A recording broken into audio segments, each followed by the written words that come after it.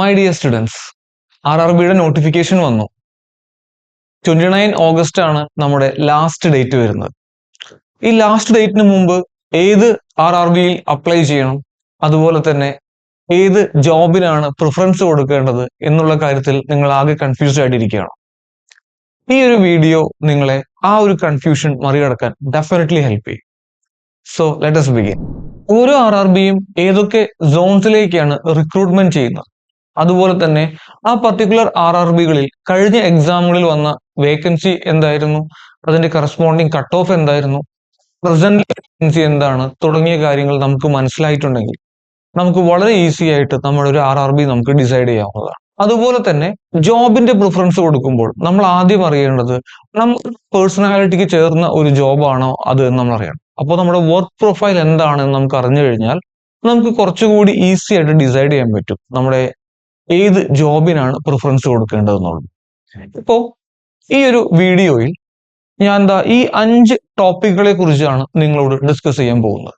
Zone അനാലിസിസിൽ ഓരോ RRBയിലും ഏതൊക്കെ സോണുകളാണ് വരുന്നത് എന്നുള്ളതും, now civil engineering work types and job profiles, നമ്മൾ ഏതൊക്കെ തരത്തിലുള്ള ജോബുകളാണ് അവിടെ കാണാൻ പോകുന്നത്, അത് ഏതൊക്കെ ടൈപ്പിലുള്ള ജോബുകളാണ് തുടങ്ങിയ കാര്യങ്ങളാണ് നമ്മൾ നോക്കാൻ പോകുന്നത്. Now zone wise vacancies and cut off. ഇവിടെ നമ്മൾ മുംബൈ, സെക്കന്ദരാബാദ്, ചെന്നൈ, ബാംഗ്ലൂർ ആൻഡ് ട്രിവാൻഡ്രം ഇത്രയും RRBകളുടെ കഴിഞ്ഞ വർഷത്തെ കട്ട് ഓഫ് എന്തായിരുന്നു, അതിന്റെ കറസ്പോണ്ടിങ് വേക്കൻസീസ് എന്തായിരുന്നു, ഇപ്പോഴത്തെ വേക്കൻസി എന്താണ് തുടങ്ങിയ കാര്യങ്ങളൊക്കെയാണ് നമ്മൾ ഡിസ്കസ് ചെയ്യുന്നത്. ഓക്കെ, മറ്റുള്ള RRBകളുടെ കാര്യങ്ങൾ നിങ്ങൾക്ക് അറിയണമെന്ന് ആഗ്രഹമുണ്ടെങ്കിൽ നിങ്ങൾ അമേസ് അക്കാഡമിയുടെ വെബ്സൈറ്റ് സന്ദർശിക്കുക. ആ വെബ്സൈറ്റിൽ നിങ്ങൾക്ക് എൻറ്റയർ ഇന്ത്യയിലുള്ള എൻറ്റയർ RRBകളുടെ കാര്യങ്ങളും അവിടെ പറഞ്ഞിട്ടുണ്ട്. ഇവിടെ പൊതുവെ കേരളത്തിൽ നിന്ന് കുട്ടികൾ പ്രിഫർ ചെയ്യുന്ന സോണുകൾ ഏതൊക്കെയാണ് എന്നതിനെ അടിസ്ഥാനപ്പെടുത്തിയിട്ടാണ് നമ്മൾ ഇവിടെ പറയുന്നത്. നമ്മൾ ഓരോ സോൺ നോക്കുകയാണ്. ഇവിടെ ട്രിവാൻഡ്രം ആൻഡ് ചെന്നൈ, ഈ 2 RRBകളും സദേൺ റെയിൽവേക്ക് വേണ്ടിയാണ് റിക്രൂട്ട്മെന്റ് ചെയ്യുന്നത്, സദേൺ റെയിൽവേ സോണിന് വേണ്ടി. ഓക്കെ, ബാംഗ്ലൂർ ആണെന്നുണ്ടെങ്കിൽ south western railway and railway wheel factory, Secunderabad എന്നുള്ളത് ഈസ്റ്റ് കോസ്റ്റ് റെയിൽവേക്ക് വേണ്ടി. ഇവിടെ നിങ്ങൾ ശ്രദ്ധിക്കേണ്ട ഒരു കാര്യം, മുംബൈ RRB നമുക്കിവിടെ 3 സോണുകൾക്ക് വേണ്ടി റിക്രൂട്ട്മെന്റ് ചെയ്യുന്നുണ്ട്.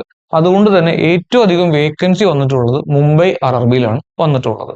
RRBയിലുള്ള വർക്കുകൾ എങ്ങനെയാണ് എന്ന് ചോദിച്ചു കഴിഞ്ഞാൽ നമുക്ക് പ്രധാനമായിട്ടും പറയാം, ഒരു 3 രീതിയിലുള്ള വർക്കുകളാണ് നമുക്ക് RRBയിൽ വരുന്നത്. Okay, office work, semi office work and field work. Office work എന്ന് പറഞ്ഞു കഴിഞ്ഞാൽ പ്രധാനമായിട്ടും ഡ്രോയിങ്, അതുപോലെ തന്നെ എസ്റ്റിമേഷൻ, അതുപോലെ തന്നെ ഡിസൈൻ ഡിപ്പാർട്ട്മെന്റ് തുടങ്ങിയ കാര്യങ്ങളൊക്കെയാണ് നമുക്ക് ഓഫീസ് വർക്കിൽ വരുന്നത്. ഓക്കെ, അവിടെ നമുക്ക് ആഴ്ചയിൽ 5 ദിവസം വർക്ക് ചെയ്താൽ മതിയാകും. നമുക്ക് പറയാം സാധാരണ ഒരു ഓഫീസ് വർക്ക് എന്താണോ ആ ഓഫീസ് വർക്ക് പോലെ തന്നെയായിരിക്കും നമ്മുടെ RRBയിലെ വർക്കുകൾ വരും. The next one is semi office work. അവിടെ നമുക്ക് നമ്മുടെ ഓഫീസ് വർക്കിന് പുറമെ ഒരു 8 to 10 ഡേയ്സ് നമുക്ക് സൈറ്റ് വിസിറ്റ് നമുക്ക് അവിടെ ഉണ്ടാവുന്നതായിരിക്കും. മോസ്റ്റ് ഇമ്പോർട്ടൻ്റ് നിങ്ങൾ മനസ്സിലാക്കണം, ഓഫീസ് വർക്കിനേക്കാളും സാലറി ഒരുപാട് കൂടുതലാണ് സെമി ഓഫീസ് വർക്കിന്. ഓക്കെ, നിങ്ങൾക്ക് പോകുന്ന ഓരോ ദിവസത്തിലും നിങ്ങൾക്ക് സ്പെഷ്യൽ ആയിട്ടുള്ള അലവൻസുകൾ ഉണ്ടായിരിക്കും. ആ അലവൻസ് എല്ലാം കൂടി ക്യുമുലേറ്റ് ചെയ്തിട്ടുള്ള ഒരു സാലറി ആയിരിക്കും നിങ്ങൾക്ക് വരുന്നുണ്ടാവുക. Next one is field work. നമുക്ക് പറയാം ഏറ്റവും ഡിഫിക്കൽട്ട് ആയിട്ടുള്ള വർക്കുകളിൽ ഒന്നാണ് ഫീൽഡ് വർക്ക് എന്നുള്ളത്. പക്ഷെ അതുകൊണ്ട് തന്നെ അവിടെ സാലറി വളരെ കൂടുതലാണ്. ഓക്കെ, ഒരു ഓഫീസ് വർക്കിനേക്കാളും ഒരുപാട് സാലറി കൂടുതലാണ് ഫീൽഡ് വർക്കിന്. നമുക്ക് ഒരു മാസത്തിൽ വി ക്യാൻ സേ 25 ഡേയ്സും എന്ത് തന്നെയായിരിക്കും, ഫീൽഡ് വർക്ക് തന്നെയായിരിക്കും. ആൻഡ് 24 hours എന്നിവിടെ പറഞ്ഞിട്ടുണ്ട്. ഓക്കെ, അത് നിങ്ങൾ 24 മണിക്കൂറും ജോലി ചെയ്യണം എന്നല്ല അതിന്റെ അർത്ഥം. ഓക്കെ, 24 hours മീൻസ് 24 hours എപ്പോ വേണമെങ്കിലും നിങ്ങൾക്ക് ജോലി ചെയ്യാൻ നിങ്ങൾ തയ്യാറായിരിക്കണം. നമ്മളൊരു റെയിൽവേയുടെ വർക്ക് നോക്കുകയാണെന്നുണ്ടെങ്കിൽ നമുക്ക് ഒബ്സർവ് ചെയ്യാൻ സാധിക്കും, റൗണ്ട് ദ ക്ലോക്ക് വർക്ക് നടന്നുകൊണ്ടിരിക്കുന്ന വളരെ റെയർ സ്ഥാപനങ്ങളിൽ ഒന്നാണ് RRB എന്നുള്ളത്, നമ്മുടെ റെയിൽവേ എന്നുള്ളത്. ഓക്കെ, അപ്പോൾ ആ ഒരു വർക്കുകളെല്ലാം സൂപ്പർവൈസ് ചെയ്യാൻ വേണ്ടി കറസ്പോണ്ടിങ് ആയിട്ടുള്ള എഞ്ചിനീയേഴ്സ് ഉണ്ടായിരിക്കും. ആ ഒരു സൂപ്പർവിഷനാണ് ഇവിടെ ഫീൽഡ് വർക്കിൽ നിങ്ങൾക്ക് പ്രധാനമായിട്ടും ചെയ്യാനുള്ളത്. റെയിൽവേ സിവിൽ എഞ്ചിനീയേഴ്സിനെ ഏതൊക്കെ ഡിപ്പാർട്ട്മെന്റുകളിലേക്ക് വേണ്ടിയിട്ടാണ് റിക്രൂട്ട് ചെയ്യുന്നത് എന്നുള്ളത് ഞാൻ ഇവിടെ ഒന്ന് ബ്രോഡായിട്ട് ക്ലാസിഫൈ ചെയ്തിട്ടുണ്ട്. ഓക്കെ, നമുക്കിതിനെ ഓഫീസ് വർക്ക് എന്ന രീതിയിലും ഫീൽഡ് വർക്ക് എന്ന രീതിയിലും നമുക്കൊന്ന് നോക്കാം. ഓക്കെ, നിങ്ങളൊരു കാര്യം എപ്പോഴും ശ്രദ്ധിക്കണം, നിങ്ങൾക്ക് ഇതിൽ ഏറ്റവും ഇഷ്ടപ്പെട്ട ജോബ് ഏതാണോ അതിന് വേണം നിങ്ങൾ പ്രിഫറൻസ് കൊടുക്കാൻ. ആ ഒരു പ്രിഫറൻസ് കൊടുക്കുമ്പോൾ കുറച്ച് പോയിന്റുകൾ ഞാൻ നിങ്ങളുടെ ഗൈഡൻസിലേക്കായിട്ട് പറഞ്ഞുതരാം. ഒന്നാമത്തെ കാര്യം, ഓഫീസ് വർക്കാണ് പൊതുവെ എല്ലാവർക്കും ഇഷ്ടം. ആ കാരണം കൊണ്ട് ഓഫീസ് വർക്കിലേക്ക് കോമ്പറ്റീഷൻ വളരെ കൂടുതലാണ്. നല്ല ഉയർന്ന മാർക്കുള്ള കുട്ടികൾക്കാണ് പൊതുവെ ഓഫീസ് വർക്ക് ലഭിക്കാറുള്ളത്. അതുപോലെ തന്നെ ഫീൽഡ് വർക്കിൽ പൊതുവെ കോമ്പറ്റീഷൻ കുറവാണ്. മാത്രമല്ല വേക്കൻസിയും കൂടുതൽ ഫീൽഡ് വർക്കിലാണ്. ഓക്കെ, ഫീൽഡ് വർക്കിന്റെ ഒരു നേച്ചർ എല്ലാവർക്കും അറിയാലോ. ഫോർ എക്സാമ്പിൾ, ഇപ്പോൾ റെയിൽവേയുടെ ബ്രിഡ്ജ് വർക്ക് എന്ന് വിചാരിക്കുക. ഈ ബ്രിഡ്ജിന്റെ ഡിസൈൻ ആൻഡ് ഡ്രോയിങ് ചെയ്യുന്നത് ഓഫീസ് വർക്കിലുള്ള ഡിപ്പാർട്ട്മെന്റ് ആയിരിക്കും ചെയ്യുന്നുണ്ടാവുക. അതായത് ഡിസൈൻ ആൻഡ് ഡ്രോയിങ് ഡിപ്പാർട്ട്മെന്റ് ആയിരിക്കും ചെയ്യുന്നുണ്ടാവുക. പക്ഷെ അതിന്റെ തന്നെ കൺസ്ട്രക്ഷന്റെ സൂപ്പർവിഷൻ ചെയ്യുന്നത് ഫീൽഡ് വർക്കിലുള്ള ജൂനിയർ എഞ്ചിനീയേഴ്സ് ആയിരിക്കും. അപ്പോൾ ഈ ഒരു വർക്ക് കുറച്ച് ഡിഫിക്കൽട്ട് ആണ്. നിങ്ങൾക്ക് രാത്രിയും പകലും ഒക്കെ ജോലി ചെയ്യേണ്ടതായിട്ട് വരും. പെൺകുട്ടികൾക്ക് പൊതുവെ ഒരു ഡിഫിക്കൽട്ട് ആയിട്ടുള്ള ഫീൽഡ് ആയിട്ടാണ് ഈ ബ്രിഡ്ജ് ഡിപ്പാർട്ട്മെന്റും അതുപോലെ തന്നെ പി-വേ ഡിപ്പാർട്ട്മെന്റും ഒക്കെ നമുക്ക് നോക്കേണ്ടി വരുന്നത്. ഓക്കെ, ഇനിയിപ്പോ പി-വേ മീൻസ് പെർമനന്റ് വേസ്, നമ്മുടെ റെയിൽവേയുടെ ട്രാക്കുകളുടെ അലൈൻമെന്റും കാര്യങ്ങളൊക്കെയാണ് നമ്മൾ പി-വേയിൽ നമ്മൾ നോക്കുന്നത്. നൗ വർക്ക്സ് ഡിപ്പാർട്ട്മെന്റ് നമ്മൾ നോക്കുകയാണെന്നുണ്ടെങ്കിൽ ആ ഒരു റെയിൽവേയുമായി ബന്ധപ്പെട്ട മറ്റു ബിൽഡിങ്ങുകൾ, ഫോർ എക്സാമ്പിൾ റെയിൽവേയുടെ അപ്പാർട്ട്മെന്റ്സ് വരുന്നുണ്ടായിരിക്കും, റെയിൽവേയുടെ ഹോസ്പിറ്റൽസ് വരുന്നുണ്ടായിരിക്കും. ഓക്കെ, അപ്പൊ അതിന്റെയൊക്കെ നിർമ്മാണം, മെയിൻ്റെനൻസ് തുടങ്ങിയ കാര്യങ്ങളൊക്കെയാണ് വർക്ക്സ് ഡിപ്പാർട്ട്മെന്റിൽ വരുന്നത്. ഓക്കെ, അപ്പൊ ഇത്തരം കാര്യങ്ങളൊക്കെയാണ് ഫീൽഡ് വർക്കുമായിട്ട് ബന്ധപ്പെട്ട് വരുന്നത് കേട്ടോ.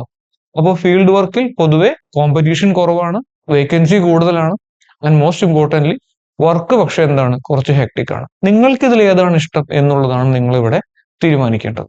ഈ ഒരു ടൈം കൊണ്ട് നമ്മൾ ബോർഡ് എന്താണെന്നും അതുപോലെ തന്നെ സോൺ എന്താണെന്നും ഡിഫറെന്റ് ടൈപ്പ് ഓഫ് വർക്ക് എന്താണെന്നും ഒരു ബേസിക് ഐഡിയ നിങ്ങൾക്ക് ഇപ്പോൾ വന്നിട്ടുണ്ടായിരിക്കും അല്ലെ. ബോർഡ് എന്ന് പറഞ്ഞാൽ എന്താ, അതൊരു റിക്രൂട്ടിംഗ് ഏജൻസി മാത്രമാണ്.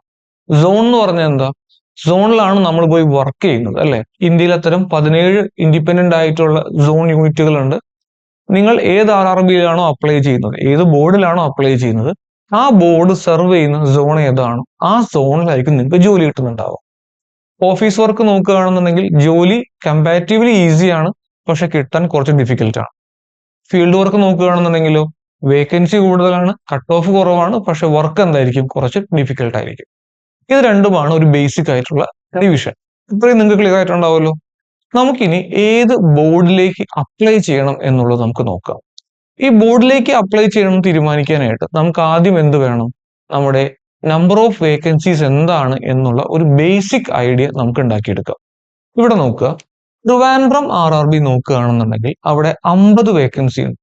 ചെന്നൈയിലാണെങ്കിൽ 138, ബാംഗ്ലൂർ ആണെങ്കിൽ 182, സെക്കന്ദരാബാദ് ആണെങ്കിൽ 367, മുംബൈ ആണെങ്കിൽ 428. ഇതിൽ നമ്മൾ മുംബൈ സോൺ ആണ് ഏറ്റവും അധികം വേക്കൻസി കാണുന്നത്. അപ്പോൾ ഉടനെ തന്നെ നമ്മൾ മുംബൈ എന്ന് തീരുമാനിക്കുന്നതിന് മുമ്പ് നമ്മൾ 1-2 കാര്യങ്ങൾ അറിഞ്ഞിരിക്കണം. ഒന്നാമത്തെ കാര്യം, റെയിൽവേയുടെ റൂളാണ്, എക്സിസ്റ്റിംഗ് വേക്കൻസിയുടെ 15 ഇരട്ടി ആളുകളെ ആയിരിക്കും അവർ CBT 1 പാസ്സാക്കുക. അതായത് 1000 വേക്കൻസി ഉണ്ടെങ്കിൽ 1000 × 15 15,000 കാൻഡിഡേറ്റ്സിനെ അവർ എന്ത് ചെയ്യും, CBT 2ലേക്ക് എടുക്കും. ഓക്കെ ആണല്ലോ. അപ്പോ ഇവിടെ ഏറ്റവും അധികം ആളുകളെ കടത്തി വിടുക എന്നുള്ളത് മുംബൈ ആയിരിക്കും. മുംബൈ സോണിലുള്ള RRB ആയിരിക്കും ഏറ്റവും അധികം കാൻഡിഡേറ്റ്സിനെ അവർ CBT 1 പാസ്സാക്കി വിടുക.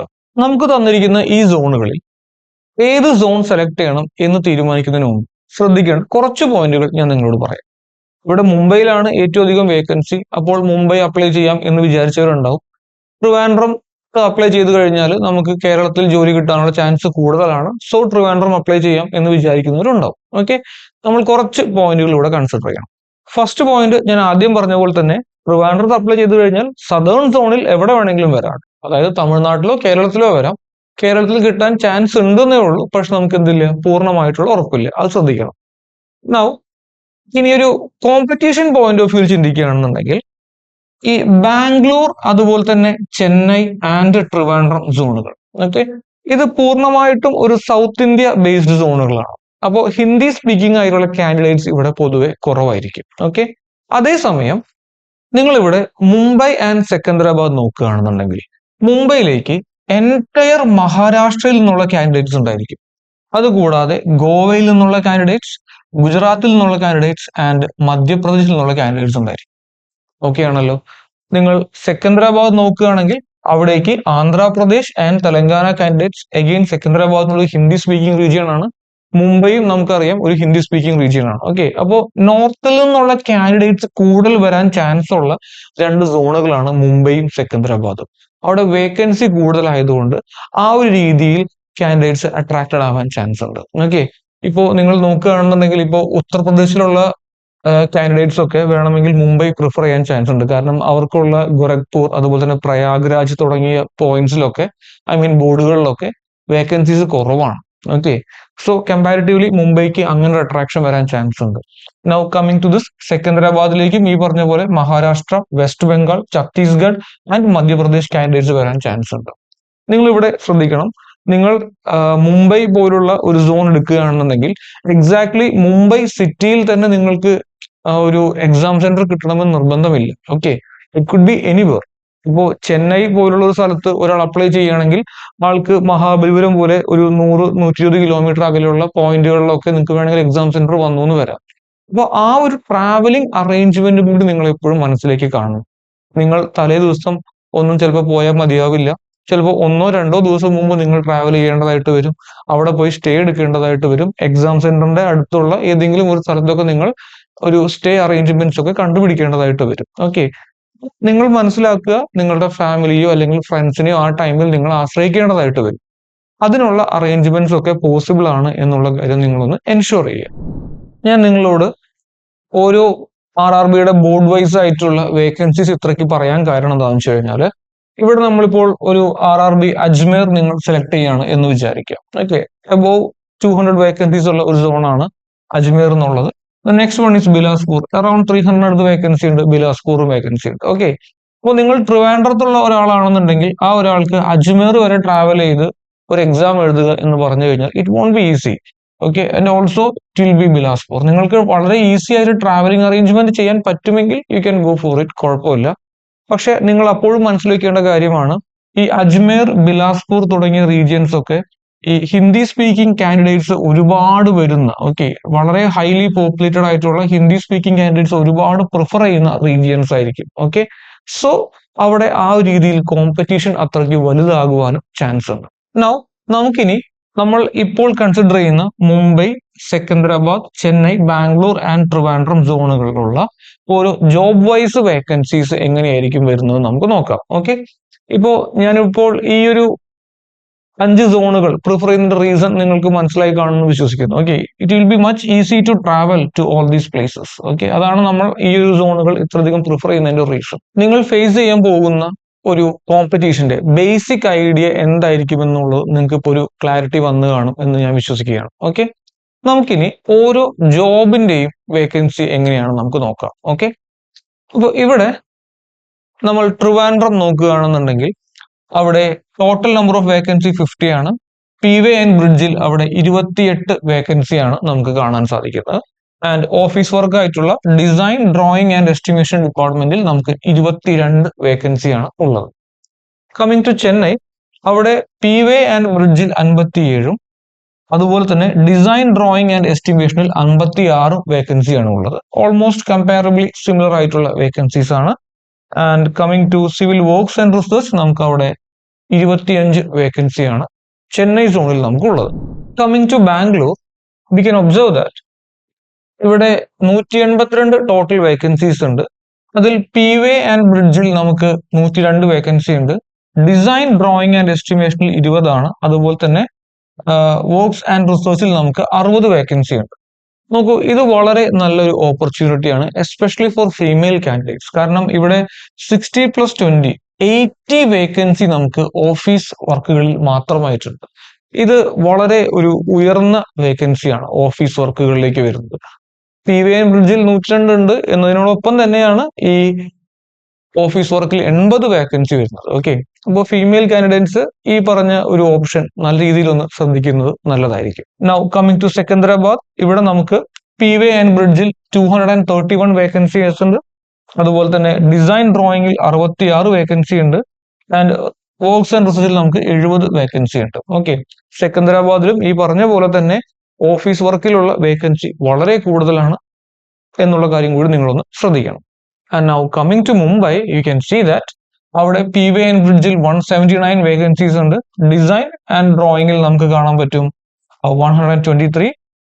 Now works and research നമുക്ക് 117 and coming to workshop you have 9 vacancies. Okay, അപ്പോൾ ഓരോ സോണുകളിലും നമുക്ക് കറസ്പോണ്ടിങ് ആയിട്ടുള്ള നിങ്ങൾക്ക് ഇഷ്ടപ്പെട്ട ജോബിന്റെ വേക്കൻസീസ് എത്രയാണ് എന്നുള്ളൊരു ഐഡിയ കൂടി നിങ്ങൾക്ക് ഇപ്പോൾ കിട്ടിയിട്ടുണ്ടായിരിക്കും. ഓക്കെ, നിങ്ങളൊരു സോൺ സെലക്ട് ചെയ്യുമ്പോൾ ഫസ്റ്റ് പ്രിഫറൻസ് കൊടുക്കേണ്ടത് നിങ്ങൾക്ക് എവിടേക്ക് ട്രാവൽ ചെയ്തെത്താൻ പറ്റും എന്നുള്ളതാണ്.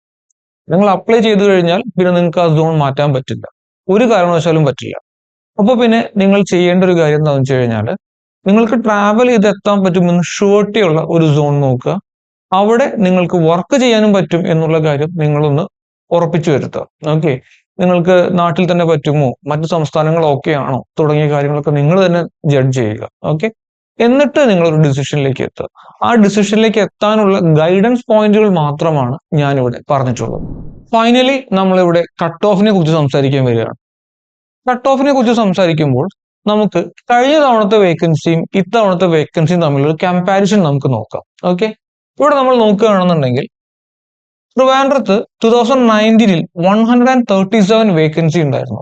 അത് ഇത്തവണ 50 കുറഞ്ഞിരിക്കുകയാണ്. ചെന്നൈയിൽ 390 ഉണ്ടായിരുന്നത് 138 ആയിട്ട് കുറഞ്ഞിരിക്കുകയാണ്. ബാംഗ്ലൂരിൽ അത് വലിയൊരു വ്യത്യാസമില്ല, 205 എന്നുള്ളത് 182. സെക്കന്ദരാബാദിൽ അത് കൂടിയിരിക്കുകയാണ്, 125 എന്നുള്ളത് 367. ആൻഡ് മുംബൈയിലേക്ക് നോക്കുകയാണെങ്കിൽ 459 എന്നുള്ളത് 428 ആയിട്ടുള്ള ചെറിയൊരു കുറവ് മാത്രമേ ഉണ്ടായിട്ടുള്ളൂ.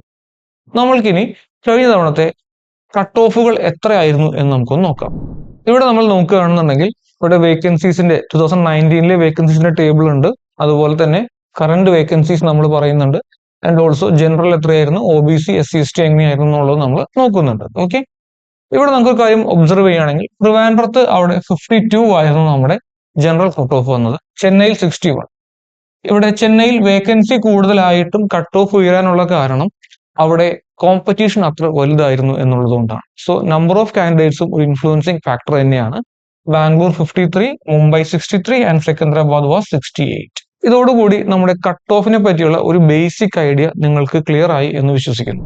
So thank you all for watching this video and wishing you A wonderful journey ahead. നന്നായിട്ട് പഠിക്കുക, നല്ല പെർഫോമൻസ് കൊടുക്കുക, നല്ല ഒരു ജോലിയിലേക്ക് എത്താനുള്ള എല്ലാ ആശംസകളും നിങ്ങൾക്ക് നേരുന്നു. Thank you all. Amaze Academy. Call 82817 41894.